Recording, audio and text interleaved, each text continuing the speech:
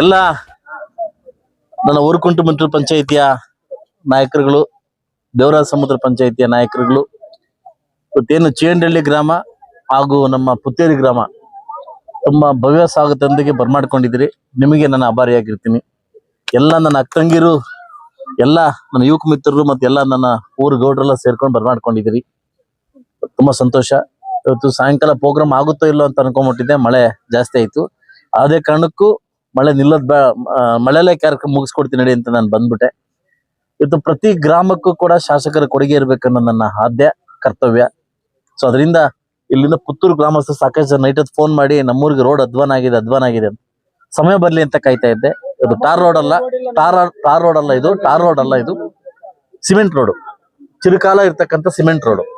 Main road ಇಂದ up to ನಮ್ಮೂರ್ ತನಕ ಸಿಮೆಂಟ್ ರೋಡ್ ಹಾಕ್ಸ್ತಾ ಇದೀನಿ. ಇದು ಶಾಶ್ವತವಾಗಿರ್ತಕ್ಕಂಥ ಇದು ರೋಡ್. ಇದು ಟಾರ್ ಹಾಕೋದು ಕಿತ್ತೋಗತಕ್ಕಂಥ ವ್ಯವಸ್ಥೆ ಅಲ್ಲ. ಮುಂದಿನ ದಿವಸದಲ್ಲಿ ಒಂದು ಸಾಧ್ಯವಾದಷ್ಟು ಮಹಾದ್ವಾರಕ್ಕೆ ಕೂಡ ಒಂದು 10 ಲಕ್ಷ ಅಮೌಂಟ್ ಹಾಕೊಡ್ತೀನಿ. ಒಂದು 10 ಲಕ್ಷ ಅಮೌಂಟ್ ಹಾಕೊಡ್ತೀನಿ. ಸೊ ಮುಂದೆ ಲೈಮಾಸ್ ಇದೆಯಲ್ಲ ನಂಗೆ ಗೊತ್ತಿಲ್ಲ,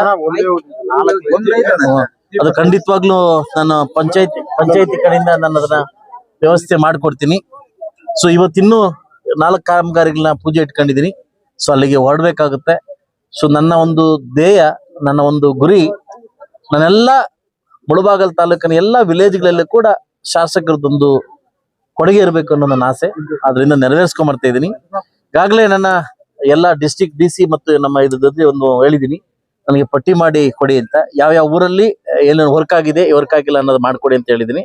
ಈಗಾಗಲೇ ಪಟ್ಟಿ ಸಿದ್ಧವಾಗ್ತದೆ. ಮುಂಬರುವ ದಿನಗಳಲ್ಲಿ ಖಂಡಿತವಾಗ್ಲೂ ನನ್ನ ಗುರಿ ಒಂದೇ ಅಭಿವೃದ್ಧಿ ಕಡೆ. ಖಂಡಿತವಾಗ್ಲೂ ನಾವು ಅಭಿವೃದ್ಧಿ ಕಡೆ ಹೋಗ್ತೀವಿ ಅಂತ ಹೇಳ್ತಾ, ಇವತ್ತೇನು ಇಷ್ಟು ಪ್ರಮಾಣವಾಗಿ ಲೀಡರ್ಸ್ ಬಂದು ಈ ಮಳೆ ಬೀಳ್ತದೆ ಕೂಡ ನಂಗೆ ಸಾಥ್ ಕೊಟ್ಟಿದ್ದಕ್ಕೆ ನಿಮಗೆ ಆಭಾರಿಯಾಗಿರ್ತೀನಿ.